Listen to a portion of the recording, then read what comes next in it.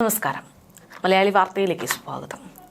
മുൻ മേയറായിരുന്ന തിരുവനന്തപുരം കോർപ്പറേഷന്റെ അധികാരിയെന്ന അവകാശപ്പെട്ട് ധാർഷ്ട്യം കാണിച്ചിരുന്ന ആര്യയുടെ പരിഷ്കാരങ്ങൾ ഓരോന്നോരോന്നായി പൊളിച്ചെടുക്കുകയാണ് ഇപ്പോഴത്തെ മേയറായിട്ടുള്ള VVR അഥവാ VV രാജേഷ് മേയർ. ഭരണമുഖത്തെത്തുമ്പോൾ അതുവരെ കിട്ടുന്ന ആ അധികാരത്തിന്റെ കാര്യങ്ങളൊക്കെ തന്നെ ദൂർത്തടിക്കാൻ വേണ്ടി മാത്രമാണ് എന്നാണ് ഇതുവരെയുണ്ടായിരുന്ന ഭരണകൂടം നമുക്ക് മുന്നിൽ കാഴ്ചവെച്ച ഏറ്റവും വലിയ രീതി. എന്നാൽ ഭരണമുഖത്തെത്തുന്നത് വരെയുള്ള വാചകമടിയല്ല, മറിച്ച് അവിടെ എത്തുമ്പോൾ എന്താണോ വാഗ്ദാനം ചെയ്തത് ആ ആക്ഷനിലേക്ക് കടക്കുക എന്നുള്ളതാണ് ഏറ്റവും നല്ല തീരുമാനം എന്നുള്ള രീതിയിലാണ് ഇപ്പോൾ VVRന്റെ ഓരോ നീക്കങ്ങളും. അതിന്റെ നിരവധി ഉദാഹരണങ്ങൾ പുറത്തു വന്നു കഴിഞ്ഞു. കഴിഞ്ഞ ദിവസം വളരെ നിർണായകമായിട്ടുള്ള ഒരു പരാമർശം മേയർ VV രാജേഷ് മുന്നോട്ട് വച്ചിരുന്നു. അതായത് പണമുണ്ടാക്കാനുള്ള കീശ വീർപ്പിക്കാനുള്ള ഒരു കറവ പശുവല്ല കോർപ്പറേഷൻ എന്ന്. ചുരുക്കി പറഞ്ഞാൽ മേയർ VV രാജേഷ് തുറന്നടിച്ച് അത്തരമൊരു പരാമർശം നടത്തുമ്പോൾ ഇതുവരെ ഉണ്ടായിരുന്ന അല്ലെങ്കിൽ ഇതിനു മുൻപുണ്ടായിരുന്ന ഭരണകൂടം അത്തരത്തിലാണ് പ്രവർത്തിച്ചത് എന്ന് പറയേണ്ടി വരും. കഴിഞ്ഞ ദിവസം നിർണായകമായിട്ടുള്ളൊരു തീരുമാനത്തിലേക്ക് മേയർ കടന്നു എന്നുള്ളതാണ് ഇത്തരം കാര്യങ്ങളിലേക്കൊക്കെ കടക്കാനുള്ള പ്രധാനപ്പെട്ട കാരണം. അതായത് കഴിഞ്ഞ കുറേ കാലമായിട്ട് തിരുവനന്തപുരം കോർപ്പറേഷനിലെ ഏറ്റവും വലിയ ഒരു പ്രശ്നമായി നിൽക്കുന്നത് തെരുവുനായ ശല്യം തന്നെയാണ്. ആ തെരുവുനായ ശല്യത്തിന് എന്താണ് തിരുവനന്തപുരം കോർപ്പറേഷൻ നടപടിയെടുത്തത് എന്ന് ചോദിച്ചാൽ മറുപടി പോലും ഉണ്ടായിരുന്നില്ല എന്നുള്ളതാണ് യാഥാർത്ഥ്യം. BJP പ്രതിപക്ഷമായിരിക്കുന്ന സമയത്ത് പോലും തിരുവനന്തപുരം കോർപ്പറേഷനെതിരെ ആഞ്ഞടിക്കാൻ ചൂണ്ടിക്കാണിക്കാനുണ്ടായിരുന്ന ഒരു കാരണം എന്ന് പറയുന്നതും ഇതേ തെരുവുനായ ശല്യം തന്നെയായിരുന്നു. 2025 അവസാന കാലഘട്ടത്തിൽ തദ്ദേശ തെരഞ്ഞെടുപ്പ് സമയത്തും BJP പ്രചാരണ ആയുധമാക്കി മാറ്റിയത് ആ തെരുവുനായ ശല്യമാണ്. അങ്ങനെ തിരഞ്ഞെടുപ്പ് സമയത്ത് അവർ നൽകിയ വാഗ്ദാനങ്ങളുടെ ആദ്യ ആക്ഷനാണ് ഇപ്പോൾ VVR നടപ്പിലാക്കിയിരിക്കുന്നത്. കഴിഞ്ഞ ദിവസം നിർണായകമായിട്ടുള്ളൊരു റിപ്പോർട്ട് പുറത്തു വന്നിരുന്നു. അതായത് തിരുവനന്തപുരത്ത് ഒരു സ്ഥലത്ത് 70ലേറെ നായ്ക്കളുമായി താമസിക്കുന്ന പോലീസ് ഉദ്യോഗസ്ഥയ്ക്കെതിരെ പരാതിയുമായിട്ട് നാട്ടുകാർ വന്നു എന്നുള്ളതാണ് ആ ഒരു റിപ്പോർട്ട്. ചേങ്കോട്ടുകുളം മടവൂർ പാറയിൽ താമസിക്കുന്ന കഴക്കൂട്ടം സ്റ്റേഷനിലെ ഉദ്യോഗസ്ഥ മെറിൽഡയ്ക്കെതിരെയായിരുന്നു അത്തരമൊരു പരാതി ഉയർന്നത്. ഇവരുടെ വീട്ടിലെ മുറികളിലും അടുക്കളയിലും സിറ്റ് ഔട്ടിലും എന്നുമല്ല മുറ്റത്തെ എല്ലാ സ്ഥലത്തും ടെറസിലുമൊക്കെ ചുറ്റിലും നായ്ക്കളെ ഇവർ നിരത്തിവെച്ചിരുന്നു, അല്ലെങ്കിൽ നായ്ക്കളെ നിറച്ചിരുന്നു എന്നുള്ളതായിരുന്നു നാട്ടുകാരുടെ പരാതി. ഒറ്റയ്ക്ക് താമസിക്കുന്ന മെറ്റിൽഡയ്ക്കൊപ്പം 3 വർഷത്തിന് മുൻപ് 2 നായ്ക്കൾ മാത്രമായിരുന്നു ഉണ്ടായിരുന്നത്. ഇതിനുശേഷം തെരുവു നായ്ക്കൾ അടക്കമുള്ളവയെ വീട്ടിൽ വളർത്താൻ ഇവർ തുടങ്ങുന്നു. നായ്ക്കളുടെ നിരന്തരമായ കുരച്ചിലും അസമയങ്ങളിലെ ഓരിയിടയിലും കാരണം നാട്ടുകാർ പൊറുതിമുട്ടുകയായിരുന്നു. ഇറച്ചിക്കടകളിൽ നിന്ന് മാലിന്യം വാങ്ങി നായ്ക്കൾക്ക് എറിഞ്ഞു കൊടുക്കുന്നതും പതിവാണ്. ഇതിന്റെ എല്ലാം ദുർഗന്ധവും അസഹനീയമാണ്. ഇലക്ട്രിസിറ്റി, വാട്ടർ റീഡിംഗ് തുടങ്ങിയവ പോലും ഒരു ഓർഡർ ഡെലിവറി ആകാനുള്ള സമയത്ത് പോലും ആ നാട്ടിലേക്ക് വരാൻ ആളുകൾക്ക് പേടിയാകുന്ന രീതിയായി. നിരവധി തവണ പോലീസും നഗരസഭയും പരാതി നൽകിയിട്ടും ഇതിനൊരു നടപടിയോ പ്രയോജനമോ ഉണ്ടായിരുന്നില്ല എന്ന് സമീപവാസികൾ പ്രതികരിച്ചു. പരാതിയെ തുടർന്ന് നഗരസഭാ ഉദ്യോഗസ്ഥർ സ്ഥലത്തെത്തിയപ്പോഴും ഇത്രയും നായ്ക്കളെ മാറ്റാനുള്ള ഷെൽട്ടർ ഇല്ല എന്ന് പറഞ്ഞ് അവർ മടങ്ങുകയായിരുന്നു. അങ്ങനെ ഇത്തരത്തിൽ നിർണായകമായിട്ടുള്ള ഒരു ബുദ്ധിമുട്ട് നേരിടുന്ന ആ നാട്ടുകാർക്ക് ആശ്വാസമാകുകയായിരുന്നു VV രാജേഷ്.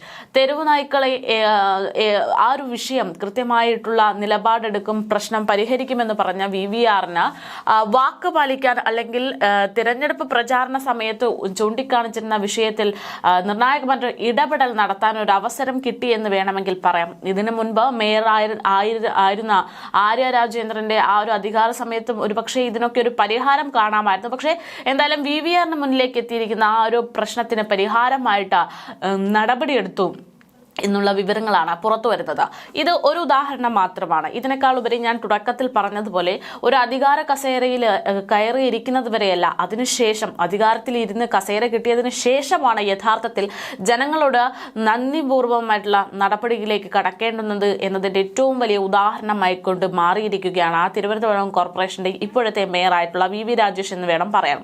കഴിഞ്ഞ ദിവസം ശംഖുമുഖം ബീച്ചിൽ നടന്നിട്ടുള്ള ക്ലീനിംഗ് പ്രവർത്തനങ്ങൾ അതിന്റെ ഏറ്റവും വലിയ തെളിവ് തന്നെയാണ്. തന്നെയായിരുന്നു.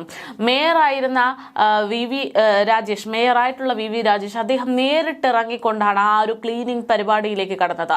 തിരുവനന്തപുരം കോർപ്പറേഷന്റെ അല്ലെങ്കിൽ തിരുവനന്തപുരം ജില്ലയുടെ തന്നെ ഏറ്റവും വലിയ അഭിമാനമായിട്ടുള്ള ഒരു സ്ഥലമാണ് ശംഖുമുഖം ബീച്ച്.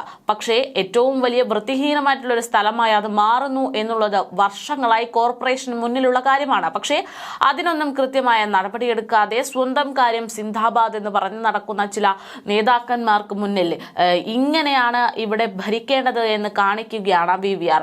അദ്ദേഹം തന്നെ ചില യുവ തലമുറയിലെ ചില ആളുകളുമായി ബന്ധപ്പെട്ട് സംഘടനയുമായി ബന്ധപ്പെട്ട് സംയോജിപ്പിച്ചുകൊണ്ട് അവിടെ വലിയൊരു വൃത്തിയാക്കൽ പരിപാടിയിലേക്ക് കടക്കുകയും ചെയ്തു. മേയർ തന്നെ നേരിട്ട് സ്വന്തം കൈകൊണ്ട് പ്ലാസ്റ്റിക് മാലിന്യങ്ങൾ പെറുക്കുകയും വൃത്തിയാക്കുന്നതിന് ഒപ്പം ചേർന്നുകൊണ്ട് ജനങ്ങൾക്കൊപ്പം ചേർന്നുകൊണ്ട് പ്രവർത്തിക്കുന്ന രീതിയും കണ്ടു. എന്തായാലും അത്തരത്തിൽ മേയറായിട്ട് അധികാരമേറ്റതിനു ശേഷം ആര്യയുടെ നടപടികളെല്ലാം പൊളിച്ചെഴുതിക്കൊണ്ട് അങ്ങനെയല്ല ഇങ്ങനെയായിരിക്കണം ഭരണം എന്ന് വ്യക്തമാക്കിക്കൊണ്ടിരിക്കുകയാണ് മേയർ വി വി രാജേഷ്. കഴിഞ്ഞ ദിവസം മറ്റൊരു പ്രശ്നം കൂടെ തിരുവനന്തപുരം കോർപ്പറേഷനെ സംബന്ധിച്ച് വലിയ രീതിയിൽ വാർത്തയായിരുന്നു. അതായത് LDF ഭരണസമിതി ഒഴിവാക്കിയിട്ടുള്ള ചിത്തിര തിരുനാൾ ബാലരാമവർമ്മയുടെ ചിത്രം കോർപ്പറേഷൻ കൗൺസിൽ ഹാളിൽ പുനഃസ്ഥാപിക്കുകയായിരുന്നു BJP. ഇതും VVRന്റെ ഒരു നിർണായകമായ നടപടിയാണ് എന്ന് പറയാം. ഒരു സ്വാതന്ത്ര്യ ജനാധിപത്യ രാജ്യത്ത് എന്തിനാണ് ഒരു രാജാവിന്റെ ഫോട്ടോ ചിത്രം എന്നതായിരുന്നു വിമർശനങ്ങൾക്ക് പ്രധാനമായിട്ടും ചൂണ്ടിക്കാണിച്ചിരുന്നത്. പക്ഷേ അത് അങ്ങനെയല്ല, വന്ന വഴി മറക്കരുത്. തിരുവനന്തപുരം കോർപ്പറേഷനെ അല്ലെങ്കിൽ തിരുവനന്തപുരത്തിനെ ഇത്തരത്തിലാക്കി മാറ്റിയതിൽ പ്രധാന പങ്ക് അദ്ദേഹം തന്നെയാണ് എന്ന് ചൂണ്ടിക്കാണിച്ചുകൊണ്ടുള്ള ഒരു തീരുമാനത്തിലേക്കാണ് BJP കടന്നത്. മേയറായി ആര്യ രാജേന്ദ്രൻ ഉണ്ടായിരുന്ന സമയത്ത് CPM നേതാവായിട്ടുള്ള ആര്യ രാജേന്ദ്രൻ മേയറായി ഭരിച്ചിരുന്ന സമയത്ത് ശ്രീ തിരുനാൾ ബാലരാമവർമ്മയുടെ ചിത്രം ഹാളിൽ നിന്ന് മാറ്റിയിരുന്നു. ആ ഒരു മാറ്റൽ നടപടിക്കെതിരെയാണ് BJP ഇപ്പോൾ നിർണായകമായിട്ടുള്ള തീരുമാനമെടുത്തിരിക്കുന്നത് എന്നുള്ളതാണ്. ചിത്രം തിരിച്ചു സ്ഥാപിച്ച് പുതിയ ഭരണസമിതിയുടെ നടപടി കോർപ്പറേഷനിൽ വലിയ വിവാദങ്ങൾക്ക് വഴിവെച്ചു. മുൻ LDF ഭരണസമിതിയുടെ അവസാന നാളുകളിലാണ് 1940 കോർപ്പറേഷൻ രൂപീകരിച്ചത് മുതൽ മേയറുടെ ഡയസിന് പുറകിൽ സ്ഥാപിച്ചിരുന്ന ശ്രീ ചിത്തിര തിരുനാൾ അദ്ദേഹത്തിന്റെ ഫോട്ടോ ഉണ്ടായിരുന്നത്. അതാണ് ആര്യയുടെ നേതൃത്വത്തിൽ നീക്കം ചെയ്തിരുന്നത്. ഫോട്ടോയുടെ സ്ഥാനത്ത് മഹാത്മാഗാന്ധിയുടെ ചിത്രം മാത്രം സ്ഥാപിക്കുകയായിരുന്നു CPM. ചിത്തിര തിരുനാളിന്റെ ഫോട്ടോ നീക്കിയത് നടപടിക്ക് എതിരെ അന്ന് BJP പ്രതിഷേധം ഉയർത്തിയപ്പോഴും തീരുമാനം മാറ്റാൻ LDF ഭരണസമിതി തയ്യാറായിരുന്നില്ല. തിരുവനന്തപുരം കോർപ്പറേഷൻ BJPയുടെ നേതൃത്വത്തിൽ വന്നപ്പോൾ പുതിയ ഭരണസമിതി അധികാരത്തിലെത്തിയതിന് തൊട്ടു പിന്നാലെ ഗാന്ധിജിയുടെ ചിത്രത്തിന് സമീപം തൊട്ടരികെ തന്നെ ചിത്തിര തിരുനാളിന്റെ ചിത്രവും സ്ഥാപിക്കുകയായിരുന്നു. എന്തായാലും ഈ വിഷയം വലിയ രീതിയിൽ ആര്യയുടെ പ്രവർത്തനങ്ങൾക്കെതിരെ ഒരു വലിയ ആക്ഷേപം ഉണ്ടാക്കാനുള്ള കാരണമായിട്ടുണ്ട്. കാരണം ശ്രീ ചിത്തിര തിരുനാൾ ബാലരാമവർമ്മ എന്ന് പറയുമ്പോൾ അദ്ദേഹം നൽകിയിട്ടുള്ള സംഭാവനകൾ തന്നെയാണ് അദ്ദേഹത്തിന്റെ ഫോട്ടോ എന്തിനാ തിരുവനന്തപുരം കോർപ്പറേഷനിൽ വയ്ക്കണം എന്നുള്ളതിന്റെ മറുപടിയായിട്ട് പറയേണ്ടി വരുന്നത്. അങ്ങനെയാണെങ്കിൽ നമുക്ക് കുറച്ച് ചരിത്രം കൂടെ നോക്കേണ്ടി വരും. അതായത് 1932 പാസാക്കിയിട്ടുള്ള 2 പ്രധാനപ്പെട്ട നിയമങ്ങളാണ് ട്രാവൻകൂർ ക്ഷത്രിയ റെഗുലേഷനും ട്രാവൻകൂർ മുസ്ലിം സക്സഷൻ റെഗുലേഷനും. അതേ വർഷം തന്നെ പാസാക്കിയിട്ടുള്ള മറ്റൊരു പ്രധാനപ്പെട്ട നിയമമാണ് ട്രാവൻകൂർ ജന്മി കുടിയാൻ റെഗുലേഷൻ എന്ന് പറയുന്നത്. ഈ നിയമം അനുസരിച്ച് കുടിയാന് പാട്ടത്തിനെടുത്ത സ്ഥലത്ത് ജന്മിക്ക് ഇടപെടാനുള്ള അവകാശം ഇല്ലാതാക്കുകയും അതോടൊപ്പം തന്നെ കുടിയാന് പാട്ടസ്ഥലം സ്വന്തം ഇഷ്ടപ്രകാരം ഉപയോഗിക്കുവാനും അധികാരം നൽകുന്നുണ്ട്. ജന്മികളാൽ അടിയാന്മാരുടെ ചൂഷണം തടയുക എന്നുള്ളതിന്റെ ഭാഗമായിട്ട് ജന്മികരം പിരിക്കുന്നത് സർക്കാർ ഏറ്റെടുത്ത ജന്മികൾക്ക് കൈമാറാനും തീരുമാനിച്ചു. അതിന് പ്രധാന പങ്ക് വഹിച്ചിട്ടുള്ള ഒരു വ്യക്തിയാണ് ഇദ്ദേഹം. അതായത് ജനങ്ങൾക്ക് സ്വാതന്ത്ര്യം നൽകാൻ വേണ്ടി പ്രവർത്തിച്ചിട്ടുള്ള ഏറ്റവും പ്രധാനപ്പെട്ട നേതാക്കളിൽ ഒരാളായിട്ട് ഈ രാജാവിനെ നമുക്ക് കാണേണ്ടി വരും എന്നുള്ളതാണ്. അതായത് ജനങ്ങൾക്ക് മേൽ ഒരു ആധിപത്യം സ്ഥാപിച്ചവർക്ക് ആ ചൂഷണം ചെയ്യുന്ന ആളുകൾക്കെതിരെ നിൽക്കുകയും ജനങ്ങളുടെ ക്ഷേമത്തിന് വേണ്ടി പ്രവർത്തിക്കാൻ, ജനങ്ങൾക്ക് സ്വാതന്ത്ര്യം എന്നുള്ള ഒരു ആശയം പങ്കുചേരാൻ വേണ്ടി അതിനുവേണ്ടി പ്രവർത്തിച്ചിട്ടുള്ള ഒരാളാണ് ശ്രീ ചിത്തിര തിരുനാൾ എന്നുള്ളതാണ്. അതേപോലെ തന്നെ വിദ്യാഭ്യാസ നവീകരണം, അതും അദ്ദേഹത്തിന്റെ പ്രധാനപ്പെട്ട ഒരു പങ്ക് തന്നെയാണ്. കേരളം ഇന്ന് നമ്പർ 1 തന്നെയാണ് വിദ്യാഭ്യാസ മേഖലയിൽ എന്ന് പറയുമ്പോൾ അതിനൊക്കെ തുടക്കം കുറിച്ചത് ഒരു പക്ഷേ ശ്രീ ചിത്തിര തിരുനാളിന്റെ ഭരണകാലത്താണ് എന്ന് പറയേണ്ടി വരും. അന്ന് രാജ്യത്തെ ഖജനാവിന്റെ 40% വിദ്യാഭ്യാസത്തിന് വേണ്ടി അദ്ദേഹം ചെലവഴിച്ചിരുന്നു എന്നുള്ളതാണ്. സംയുക്ത എന്ന ഇംഗ്ലീഷ് ആനുകാലിക പ്രസിദ്ധീകരണമാണ് ഇത് സാക്ഷ്യപ്പെടുത്തിയിരിക്കുന്നത്. തിരുവിതാംകൂർ ജനത ഉപരിപഠനത്തിനായി മദ്രാസ് സർവകലാശാലയിൽ പോകാറുണ്ടായിരുന്നു.